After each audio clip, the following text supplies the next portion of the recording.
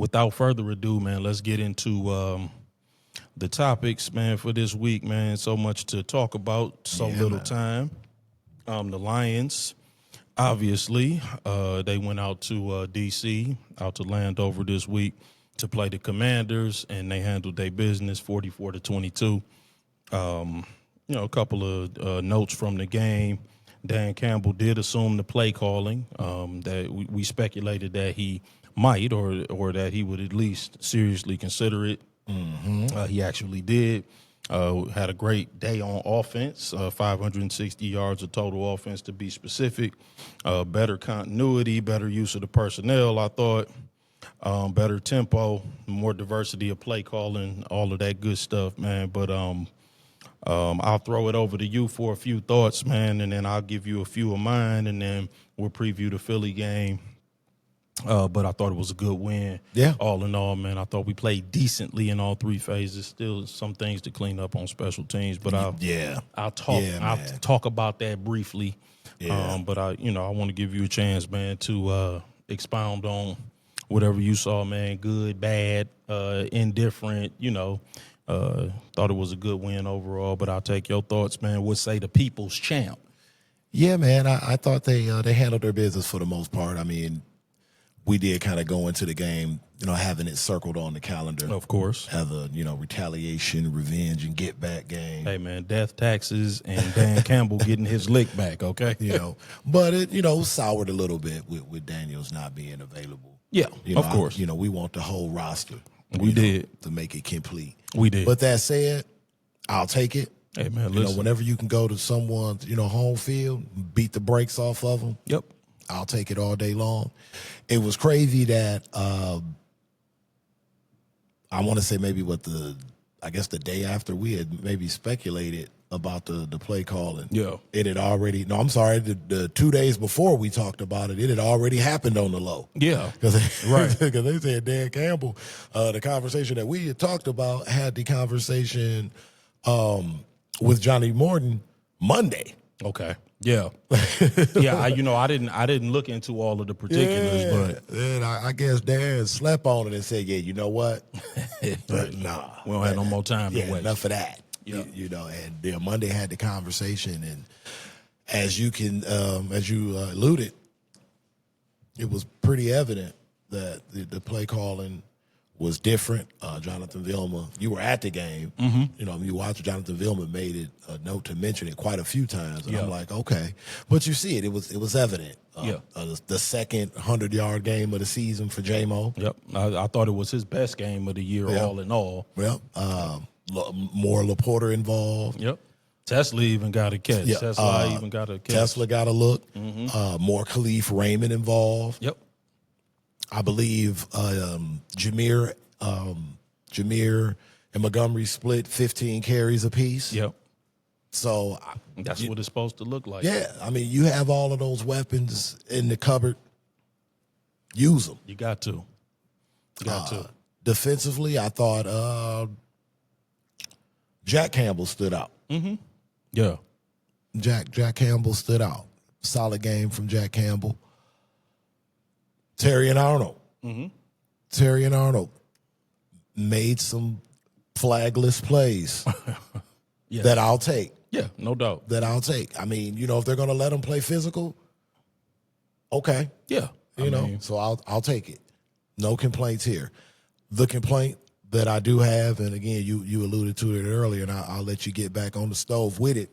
Special teams, man, for the second week in a row. Yeah. Problems. Yeah, I really think it's been all year. It's just kind of been, it's gone a little unnoticed, but Well, let me say that. It's been really glaring. Yep. Yeah, right. These last couple of weeks, it's been glaring. It's been glaring. So, but outside of that, I wonder, will the play calling of Dan Campbell, will that continue? Like, is this like an Anthony Lynn situation? I would, if I had to venture a guess, I would think that it would, particularly because it went so well the first game. I think that he's going to want to continue to keep his, Hard to argue against it, but I wonder if that was like, the conversation that was had, whether let's run it this week, see how it goes, and then revisit the conversation. Like, how do you revisit the conversation outside of the check would be here. Right. Right. Yeah, I mean, and enjoy the ride. yeah. I just think that, I just think that he needs to continue to call the plays just because I think that John Morton has a difficult time situationally. Mm-hmm. And some guys, I think, just they don't read the situation very well.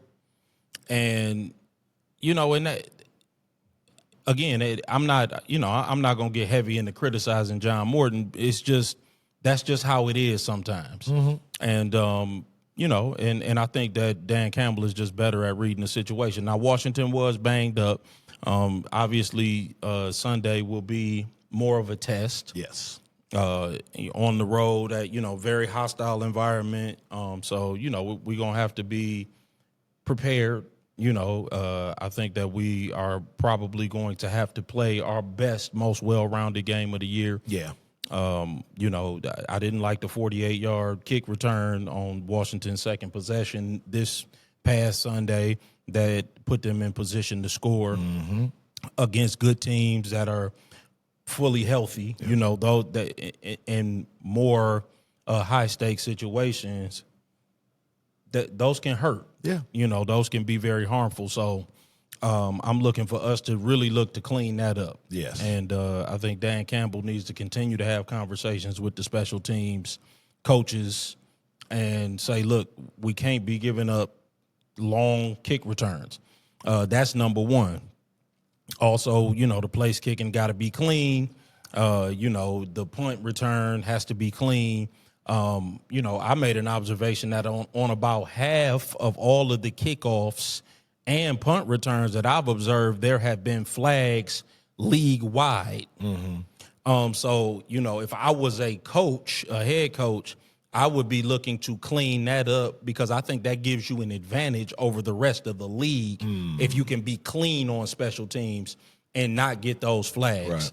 Right. Because it's easy to now. I think it's easier to pick up a flag now that they're doing the blind side block thing, and then because it's easier to block in the back in those situations. It's easier to hold and grab hold of a jersey on those on punt coverages.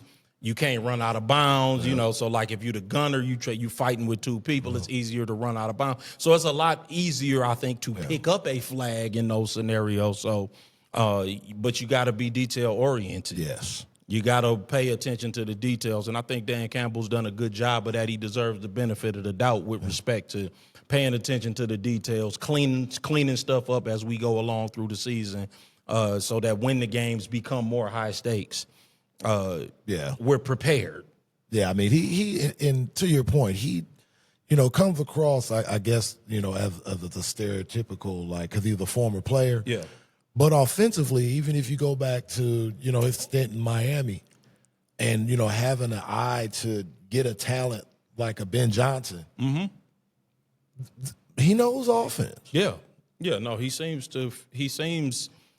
at situational football. Yeah, and to your point with the matchup that we have coming up this weekend. Yep. Yeah, I think you kind of have to. Yeah. Kind of have to live with that defense coming in and their defense, especially the front. Right. Of Philly's defense getting healthy. Yes. Yes. Yeah. No, yeah, I think this is going to be a big test. I thought neither Philly nor Green Bay looked very good on Monday night, but yeah, I mean, that's just a horrible. We gonna get to, how we can remedy these national television games because, I mean, listen, they dropped two turds. Oh, man. This past week. That Thursday night game and that Monday night game were a couple of turds with corn in them. Yeah. And they assaulted the viewing public. And I think there's an easy fix for that, but we're not going to go there right now. With that's for later in the show. Because we previewing Philly a little bit now. Because I think that we need to just do what we do best. We need to corral the run. I think we've been good at that. Mm-hmm. I think one of the things about Aleem McNeil, one of the weaknesses that his game has demonstrated in the past is that he's not the greatest against the run. I think that he is not a good pass rushing interior defensive lineman. He's a great pass rushing interior defensive lineman. But if there's a criticism of his play, is that he doesn't always fit the run. He gets out of position sometimes, trying to push up the field a little too much. Sometimes when you playing defensive tackle, and again, not to get too much in the weeds, but you have to fit the run. You have to control your gap more than you have to try to blow up your gap. You have to control it so that the runner doesn't find space where you vacate. Especially 26. Correct. Yes, because he can wreck the game. So I feel like Aleem has to kind of take on those double teams, stand in that gap, not vacate the gap trying to make a play or trying to overrun the play. So, but I think that having him back is certainly a plus. Yeah. And I think that, again, I think the game plan will be good. I think, the more that he works with Shepard, that'll be good. Because I like Shepard's scheme a lot more than I liked Aaron Glenn's. I think Aaron Glenn's scheme is really showing up for what it is, and with the Jets, and I don't want to pile on Aaron Glenn too much because he did just get another win. So shout out to him. You know what I'm saying? But I think taking this rock for Halloween and going home with a smile on his face, man. Right. But I think that his scheme sometimes it showed his vulnerabilities because he didn't like the blitz a lot. It was a lot of 4-man fronts. It was a lot of 4-man push. It was a lot of zone where guys were covering grass too much, in my opinion. The linebackers got a little lost sometimes with those drops. So, again, I think his scheme is what it is. And I'm not saying that he didn't have some diversity in his scheme, but I think that you can see that his scheme has a lot of vulnerabilities in it. And so I was not one of those people who was sad to see him go. As a matter of fact, you can go to my personal social media, and I was like, hey, what's taking Aaron Glenn so long to accept that Jets job? I'm asking for myself. That was literally what I put on my social media feed. But I digress. So I think the Philly game is going to be a good test for us. Yeah. I like us in that game. I expect for us to win that game. I expect for us to be motivated because we've lost some of these high-stakes games here recently. So I expect for us to be motivated, for us to be thinking about that game, and for us to want to perform extremely well in that game. But we have to keep pressure up front. Yeah, we do. Because, again, we're still not – we're nowhere near close to healthy on the back end. No, in a game that we would really need Kirby Joseph. That would be just so helpful. Yeah, I agree. Yeah, I want to see how these injuries shake out. With a guy like Devontae Smith coming off a game like he had last week, we don't know which A.J. Brown to show up. Right. I think there's only one A.J. Brown now, but you know how I feel about that. 100%. I don't want to get in trouble with the Philly. No, I get you. And an athletic and sure-handed tight end like a Dallas Goedert sometimes gives Branch problems. No, listen, they got all kinds of guys that can give you issues. And so, I'm 100% on board with you that we got to come and play a complete game. We got to scheme them up properly. We got to start fast offensively. Yes. We have to play disciplined on defense. Because not only because of Saquon, but also because it hurts. Yes. He can hurt you with both his legs and his arm. He's done it to us. Yeah. But they don't scare me in the back end. Again, I think A.J. Brown he's lost a step. That's just is what, and of course I don't want to end up eating these words because he could go nuclear. And he's still a great player. Don't misunderstand what I'm saying. But great players lose a step is all I'm saying. So I think we still got to be disciplined in the back end. We still got to be careful, how we handle them in the passing game. But I do believe that there will be opportunities for us if we can stop the run. Yeah, our linebackers can't miss tackles, dude. No, we have to stuff the first things first is stuff the run. I think that if we talk in defense, the first thing is that the offense has to remain potent. Because, again, I'm one that believes that Philly's offense can't keep up with our offense. No. This was my thought from last year. If the offense is potent, put them on the back foot early, right? I want to put them on their heels early. Get the offense doing what we do, going up and down the field, very few punts, if any. You know what I'm saying? Very few field goals, if any. A Madden game. Yeah, we going into the end zone. And so now the pressure is on them to try to keep up with our offense. They don't really want to do that. They want to run. They want everything to start with Saquon.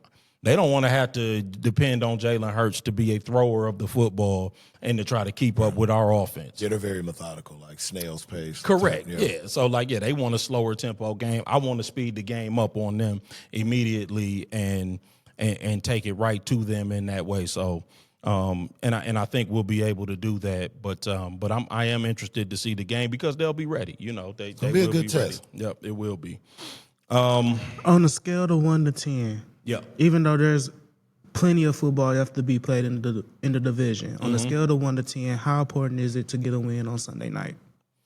8. I think in a 17-game season, every win is super important, and the division is extremely close. So, right.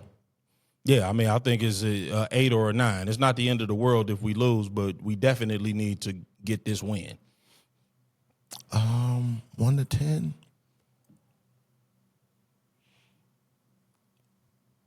I would say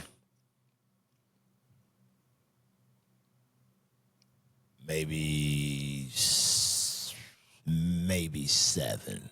Yeah, so 6, 7. You're not as urgent as the bigger game to me is Thanksgiving. Yeah, no doubt. No doubt. They all big. You know what I'm saying? But just like to me, if you're asking me what in terms of the stakes, because it's a division game. But That's true. This division is. I don't see it being much separation in 2 weeks. Yeah, no, you're right. And again, we owe Green Bay. Yeah. If we talking about retaliation, revenge, and get back, shout out Daz Dillinger.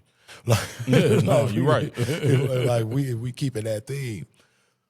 I have that game circled. Like if you ask me 1 to 10, that game is like a 9 for me. Yeah, no doubt. Yeah, division games are going to be extremely important down the stretch. Go ahead, nephew. No, I was just wanting to point out, just as a reminder, tiebreaker rules is head-to-head, then division record, then common games. Yeah. So that's when the NFC East and the AFC North games will come into play. That's correct. That's why I said it's an 8 because I want to win the conference because I want the home games for the Lions, and not just because I'm a season ticket holder and I want to be in attendance to the playoff games, but I want the controlled environment. Not that I don't think the Lions can win outside and in an outdoor situation, because I do think we can win no matter what because we can run the ball and that travels. If you can run the ball, you can go anywhere and win. But I really want the controlled environment because I think that Goff is a better quarterback in that controlled environment. I think that when you put him in that,